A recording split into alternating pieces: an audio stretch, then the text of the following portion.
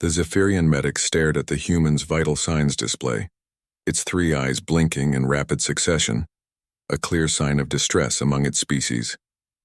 The flat line stretched across the monitor like a digital death sentence, the piercing tone echoing through the cramped field hospital they'd established behind the defensive perimeter. Subject Marcus Chen, Human Designation Sergeant, Cardiac Activity Negative, the medic reported into its communication device, mandibles clicking nervously. Recommending immediate cessation of medical intervention and preparation for... The body on the biobed twitched. Dr. Vexhai had served as a battlefield medic for over 2 decades across 17 different worlds. It had seen species die in ways that defied medical understanding, witnessed impossible recoveries, and treated alien physiologies that challenged every principle of xenobiology, but it had never seen anything quite like this. The human's eyes snapped open. Marcus Chen sat up on the biobed with a grunt, pulling the monitoring leads from his chest with casual indifference. The Zephyrian medic stumbled backward, its chitinous exoskeleton rattling against the medical cart. "How long was I out?" Marcus asked, rolling his shoulders and wincing at the fresh scar tissue across his torso where the plasma bolt had nearly cut him in half. You were deceased," Dr. Vexhai stammered, its translator struggling with the concept. "Your cardiac muscles ceased all electrical activity for 4 minutes and 37 seconds. Your brain showed no neural activity. By every medical standard across 43 known species, you achieved biological termination." Marcus swung his legs over the side of the bed and stood up, testing his balance. "Yeah, well, someone forgot to tell my stubborn ass that I was supposed to stay dead." He reached for his combat vest, hung on a nearby chair. "My squad still out there?" The medic's 3 eyes focused on different points, trying to process what it was witnessing. "Human Chen, you do not understand. Your species' cardiovascular system requires continuous circulation to maintain cellular oxygen delivery. Without this, irreversible brain damage occurs within minutes. You experience complete system failure. Look, Doc," Marcus said, strapping on his gear with practiced efficiency. "I appreciate the medical lecture, but I've got Corvani shock troopers trying to overrun our position, and my boys are probably wondering where their sergeant went." He picked up his pulse rifle and checked the charge. "Besides, this isn't the first time this has happened." Dr. Vexhai's mandibles clicked rapidly. "This has occurred before?" Marcus paused at the tent flap, looking back with a grin that the alien found both reassuring and deeply unsettling. 3 times, actually. Once on Kepler 442b when a hive queen's acid spit ate through my chest. Once on the mining station at Proxima when I got spaced for about 6 minutes. And now here," he shrugged.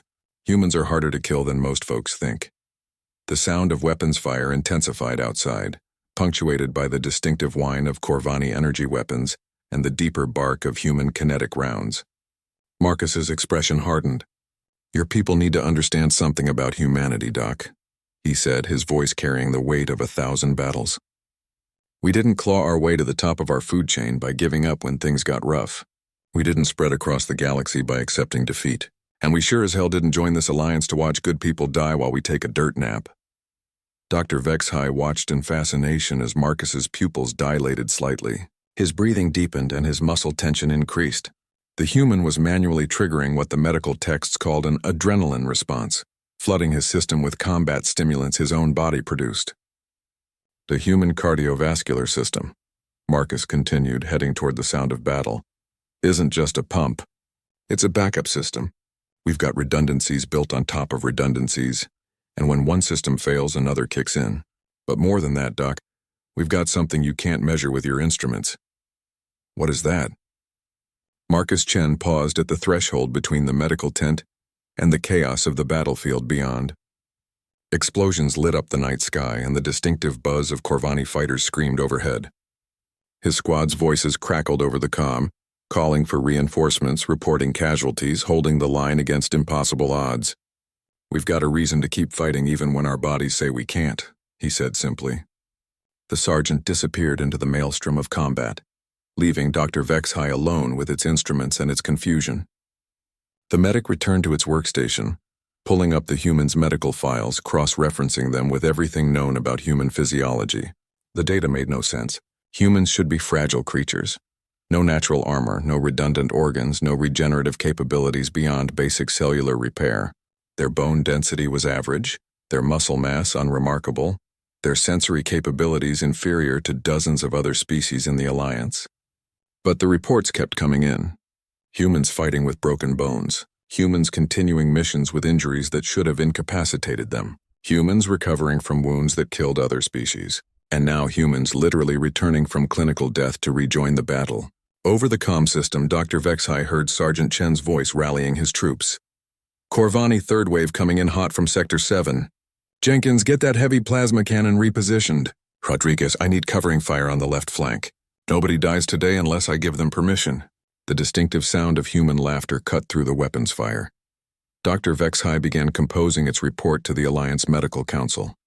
How do you explain to a galaxy full of rational, scientifically minded species that humans simply refuse to accept the limitations of biology? How do you quantify the medical implications of a species that treats death as a temporary inconvenience? The monitor that had shown Marcus Chen's flatlined vital signs still displayed the recorded data. Dr. Vexhai studied the readout one more time, then made a note in the human's medical file. Subject demonstrates anomalous resistance to biological termination. Recommend further study. Also recommend never betting against human survival odds.